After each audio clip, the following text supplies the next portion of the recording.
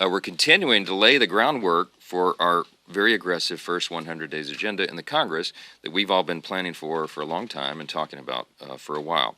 But in the waning days of this Congress, and until President Trump is sworn in, we're still actively advancing conservative priorities. Republicans believe in the rule of law, and we've got to uphold that principle. We can't overburden the courts and our judges with these excessive caseloads, and that's what's been happening. It's been 35 years since Congress has authorized a package like this, and our population and caseloads have grown, and we just have to address this for the judicial branch to keep peace.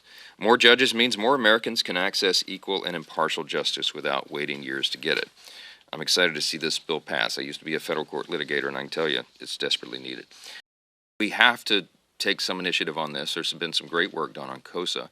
As you know, there's still some concern about the free speech components of that and whether it might lead to further censorship by the government of valid, conservative voices, for example. So we're working through all that. I'm grateful for the hard work that's been done. I'm grateful for the support behind it. I think all of us, 100% of us, support the principle behind it. But you got to get this one right when you're dealing with the regulation of free speech. You can't go too far and have it be overbroad, but you want to achieve those objectives. So we haven't decided all the committee chairs yet, as you know, so we'll see how this shakes out. But these are thoughtful elections. We have an embarrassment of riches, frankly.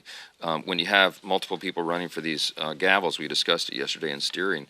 Any of these folks are doing an extraordinary job because they're all great colleagues and have great experience to the table and all that. So stay tuned on the final composition of conference chairs. We'll see how it all shakes out.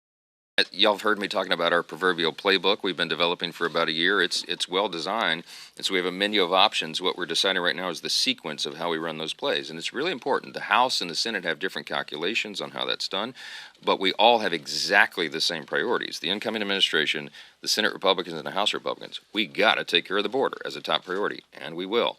We've got to get the economy going again, and we will. Part of that is ensuring that we don't have the largest tax increase in U.S. history on the American people at the end of this coming year when those Trump tax cuts expire. So we can walk and chew gum at the same time. The sequence and the use of reconciliation is really important.